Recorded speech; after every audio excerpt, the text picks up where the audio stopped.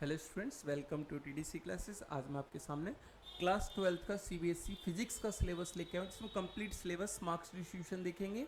ठीक है, प्लस इसमें हम ये भी देखेंगे कि जो आपकी बुक्स हैं, कौन कौन सी बुक्स प्रीफर करनी चाहिए सीबीएसई के लिए, सिलेबस कहाँ से रहता है उसके लिए बता दूंगा सारी चीज़। बस वीडियो के एंड तक बने रहिएगा और एक एक बात को ध्यान से नोट करिएगा।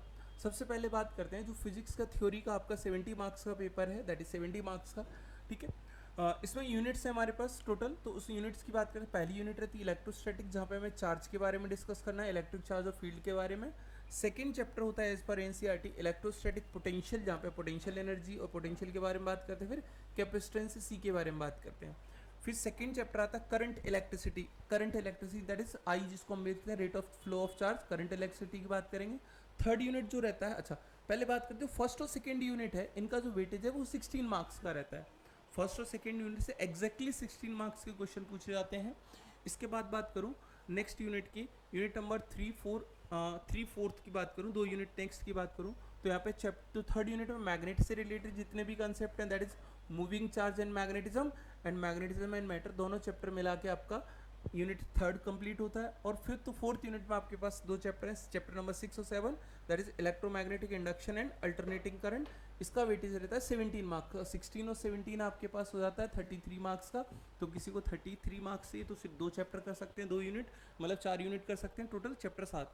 फिर बात करते हैं यूनिट 5 की और यूनिट 6 की, तो यहाँ पे भी बात कर लेते हैं। यहाँ पे 2 यूनिट और इन्वॉल्व होती है, चैप्टर यूनिट नंबर 5 एंड 6, जहाँ पे हमारे पास आता है electromagnetic waves and optics. Optics में 2 टॉपिक आते हैं, एक आता है रे ऑप्टिक्स, एक होता है वेव ऑप्टिक्स। ऑप्टिक्स ये आ जाता है, और चैप्टर 8 में हमारे पास इलेक्ट्रोमैग्नेटिक वेव्स। ये दोनों यूनिट मिला के आपका 18 मार्क्स का होता है, 16 17 18 इस सीक्वेंस में याद रखना है। फिर जो नेक्स्ट यूनिट है दैट इज डुअल नेचर या मॉडर्न फिजिक्स की, जब हम बात करते हैं मॉडर्न फिजिक्स में आपके पास जो वेटेज रहता है वो रहता है, आपके पास 2 यूनिट यहाँ पे इन्वॉल्व होती हैं, यूनिट नंबर 7, यूनिट नंबर 8, जहाँ पे dual nature of radiation and atoms and nuclei, atoms nuclei. ये जो आपके पास 3 चैप्टर हैं, dual nature of radiation matter, atoms and nuclei, तीनों को मिला के 12 मार्क्स का आपका कंप्लीट होता है। फिर हम बात करते हैं last unit that is unit number 9, जहाँ पे इलेक्ट्रॉनिक डिवाइसेस की बात करते हैं। इसमें सबसे इंपॉर्टेंट होता है सेमीकंडक्टर डिवाइसेस। इसका अपने आप में वेटेज बहुत ज़्यादा है, 7 मार्क्स, सिर्फ एक चैप्टर है 7 मार्क्स का, यहाँ पे 3 चैप्टर 12 मार्क्स की, तो इसका वेटेज बहुत ज़्यादा ईजी रहता है। आपको सिर्फ सेमीकंडक्टर्स की डिवाइसेस, इलेक्ट्रॉनिक मटेरियल्स, इनके बारे में पढ़ना होता है, पीएनपी जंक्शन ट्रांजिशन, डिटेल में आगे दिया हुआ है, हम डिटेल की बात करते हैं। जो डिटेल सिलेबस है वो ये रहा आपके सामने, मैं पीडीएफ अरेंज कर दूंगा इसका वीडियो के नीचे डिस्क्रिप्शन में, आप वहाँ से डाउनलोड कर सकते हैं अच्छे कलरफुल में। ठीक है, बात करते हैं पहले चैप्टर की, पहले यूनिट में इलेक्ट्रिक एंड चार्जेस। पहला यूनिट हमारे पास रहता है इलेक्ट्रिक चार्जेस एंड फील्ड्स, जिसमें कंप्लीट इलेक्ट्रिक चार्ज के बारे में डिटेल है, फिर इलेक्ट्रिक फ्लक्स वगैरह, ये सारी चीज़ हम चैप्टर 1 में पढ़ते हैं।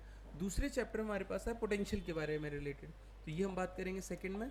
आप चाहो इसका स्क्रीनशॉट ले सकते हो, चाहो तो पीडीएफ डाउनलोड कर लेना एंड में। तो ये सेकंड चैप्टर। थर्ड जो हमारे पास चैप्टर आता है that is current electricity. Current electricity में हमें इलेक्ट्रिक करंट क्या होता है, basic definition, flow of electric charge क्या है, किसी मेटेलिक कंडक्टर में क्या है, ड्रिफ्ट वेलोसिटी क्या होती है, मोबिलिटी क्या होती है, बेसिक डेफिनेशन है। और सबसे इंपॉर्टेंट ओम्स लॉ, इसको आप क्लास 10th में भी पढ़ते हो, ओम्स लॉ को उससे पहले भी पढ़ते हो, तो इलेक्ट्रिकल ओम्स लॉ हो गया, रेसिस्टिविटी हो गई, कंडक्टिव, बेसिक डेफिनेशन से इस चैप्टर में पढ़ेंगे। और फिर आता है आपके किरचॉफ्स रूल्स, ये सबसे ज़्यादा इंपॉर्टेंट होता है किरचॉफ्स रूल।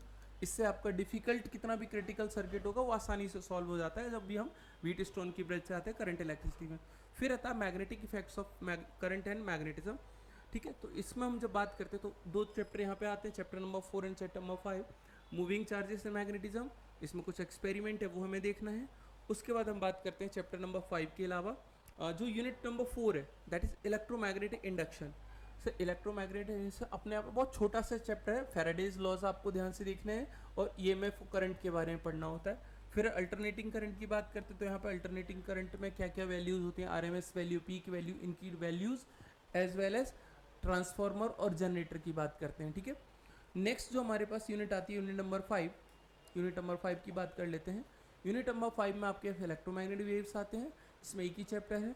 फिर यूनिट नंबर 9 की जब 8th 7th 6th की बात करते हैं तो वहाँ पे 2 चैप्टर आते हैं, एक होता है रे ऑप्टिक्स, एक होता है वेव ऑप्टिक्स। हम दोनों चैप्टर की बात करें, रे ऑप्टिक्स में आपका जो लाइट का बिहेवियर रे के फॉर्म में देखते हैं, वेव ऑप्टिक्स में रे का बिहेवियर एज ए वेव की तरह से कंसीडर करते हो। इनके जो भी फिनोमिना आपके पास है वो रिफ्लेक्शन हो चाहे रिफ्रैक्शन हो, इनसे जितने चाहे लेंस हो चाहे मिरर हो ये सारी चीज़ें हमें डिस्कस करनी है।